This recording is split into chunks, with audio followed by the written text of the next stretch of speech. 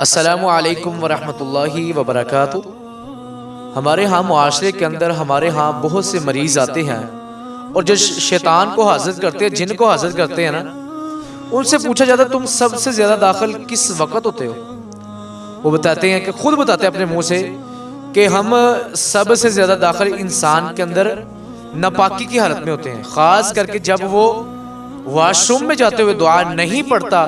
तो उसके अंदर हम दाखिल हो जाते हैं और उसको बहुत ज़्यादा नुकसान पहुँचाते हैं, उसके अंदर बीमारियों को फैला देते हैं। इसीलिए जनाब मोहम्मद रसूलुल्लाह सल्लल्लाहु अलैहि वसल्लम ने फरमाया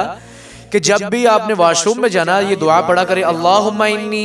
अऊज़ु बिका मिनल खुबसी वल खुबाइसी। इस दुआ के पढ़ने से शैतान अंधा हो जाता है और ना ही आपको वो नुकसान पहुँचा सकता है, ना ही कोई बीमारी को मुसल्लत कर सकता है। अल्लाह ताला हमें इन दुआओं की पढ़ने की तौफीक अता फरमाए और हमें सही मानों में अल्लाह के नबी की अताअत करने की